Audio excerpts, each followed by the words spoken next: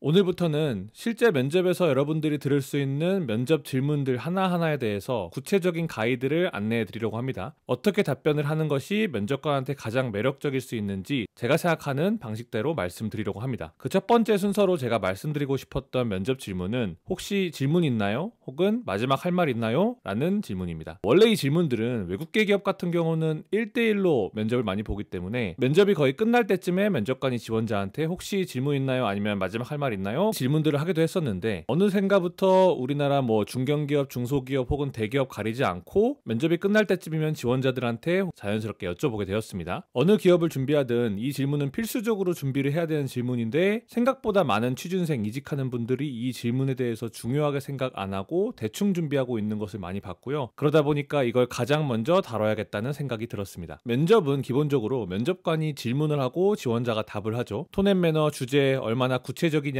등등이 다를 수 있겠지만 기본적으로 면접의 구성 방식은 면접관이 질문을 하고 지원자가 그에 대해서 답을 하는 방식입니다. 그런데 혹시 질문 있어요? 마지막 할 말 있어요? 라는 질문은 처음으로 지원자가 그 프레임 자체를 준비해서 본인이 하고 싶은 말을 하는 겁니다. 면접관이 어떤 거에 대해서 답해보세요가 아니라 아무런 프레임도 정해지지 않는 상태에서 주도적으로 지원자가 자기의 생각을 말하는 첫 번째 기회입니다. 면접관에서 처음 갖는 유일한 기회입니다. 그렇다면 그 질문에 대해서 본인이 어떻게 얘기를 하냐에 따라서 지금 이 포지션, 이 회사, 이 직무에 대해서 본인이 얼마나 관심 있는지, 얼마나 절실한지, 얼마나 능력 있는 사람인지, 혹은 본인의 조금 부족한 부분에 대해서 얼마나 다시 어필할 수 있는지는 본인이 면접장에서 느꼈던 것에 대해서 이 질문들을 통해서 다시 한번 강조하고 본인의 진심을 전달할 수 있다는 거죠. 혹시 질문 있나요? 라는 면접관의 질문에 대해서 제가 구체적으로 드리는 가이드라인은 딱 두 가지입니다. 첫 번째, 그 면접장에서 답하기 너무 어려운 질문이면 안 됩니다. 면접관에서 답하기 어려운 문제라는 건 너무나 개인적이거나 너무나 미래지향적이어서 당장의 순간에 면접관의 상황을 고려했을 때 면접관이 답변하기 곤욕스러운 질문들이 있겠죠. 예를 들면 이 산업에 10년 후를 예측해 보라거나 아니면 5년 후의 미래에 대해서 본인은 어디 있을 것 같냐고 묻는다거나 아니면 옆에 있는 사람과 혹시 관계가 어떻다거나 등등의 너무나 민감하고 답하기 어려운 곤욕스러운 질문들은 오히려 면접관이 받았을 때 플러스적인 점수를 받을 수 없습니다. 두 번째는 질문 수준이 너무 가벼우면 안 된다는 겁니다. 가볍다는 건 굉장히 1차원적인 질문을 한다는 의미인데요. 예를 들면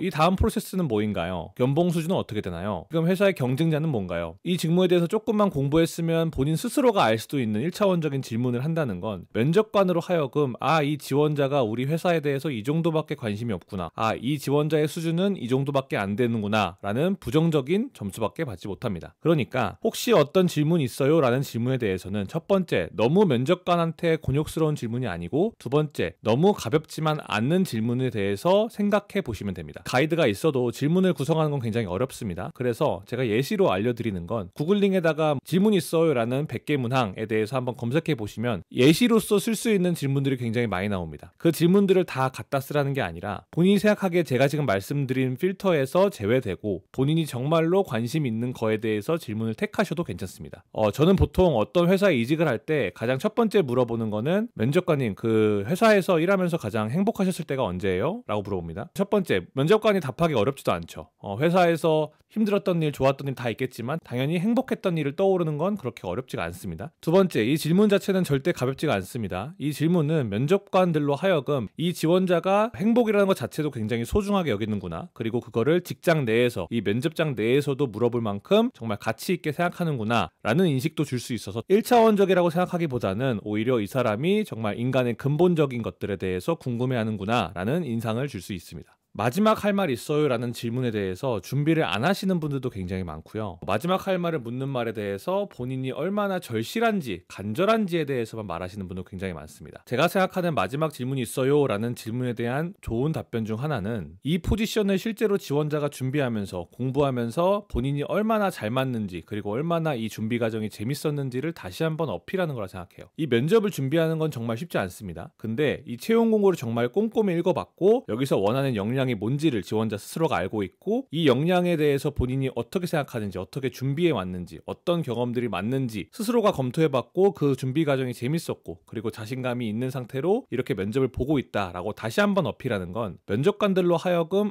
이 지원자가 이 포지션에 대해서 정말로 많은 공부를 했구나, 그리고 이 공고에 대해서 붙기 위해서 정말 많은 준비를 했구나 라는 인식을 한 번 더 줄 수 있습니다. 단순히 근거 없이 간절함, 절실함 혹은 내가 얼마나 열심히 준비했는지를 말하는 건 전혀 도움이 되지 않습니다. 혹자는 저한테 이렇게 묻기도 합니다. 근데 질문이나 아니면 마지막 할 말을 물을 때 이미 면접은 다 끝난 거 아닌가요? 이미 지원자에 대한 판단은 끝난 거 아닌가요? 네, 맞습니다. 정확합니다. 그걸로 인해서 절대 판은 뒤집히지 않고요. 판단은 흔들리지 않습니다. 뽑기로 마음먹은 사람이면 그 질문이 평타만 가도 뽑고요. 뽑지 않았기로 마음먹었던 사람이면 당연히 그 질문이 너무너무 좋아도 그 판을 뒤집긴 쉽지 않습니다. 근데 제가 이거에 대해서 꼭 말씀드리는 이유는 두 가지 이유예요. 첫 번째, 그 합격선이 애매한 사람들이 있습니다. 이 사람과 이 사람 중에 헷갈리는데 어떤 사람을 뽑을지에 대해서 고민하는 면접관한테 그 사람의 끝 인상을 준다는 건 확실한 이미지를 한 스푼 더 얹을 수가 있습니다. 그 한 스푼이라는 게 합격, 불합격의 당락의 결정이 되기도 한다는 게 면접이고요. 그렇기 때문에 끝인상조차 최선을 다하는 모습을 보여줘야 되는 게 맞습니다. 두 번째, 저는 외국계 기업이든 대기업이든 중견기업이든 공기업이든 1등 지원자가 되려고 준비하라고 합니다. 그 말은 첫인상부터 끝인상까지 면접관으로부터 면접에서의 최고의 호감을 계속 받아내는 겁니다. 끝을 어떻게 마무리하냐는 건 A에서 A+로 갈 수 있고 A+에서 S급으로 갈 수 있습니다. 다른 어떤 경쟁자와의 고민도 하지 않도록 본인이 1등을 가기 위해서는 마무리도 굉장히 중요하다고 생각하는 사람이고요. 마무리에서 본인을 어필을 최대한 잘하는 게 면접에서 너무너무나 중요하다고 생각합니다. 질문은 본인이 면접을 보면서 준비했던 질문들이 몇 개 다뤄질 수 있어요. 그래서 평균적으로 3, 4개는 준비를 하시고요. 마지막 할 말은 당연히 절대 길 필요 없습니다. 오히려 길게 되면 마이너스 효과고요. 한 2-3줄 정도만 간단하게 깔끔하게 본인이 마지막으로 말하고 싶은 말을 하시는 게 가장 적당한 길이라고 생각을 합니다.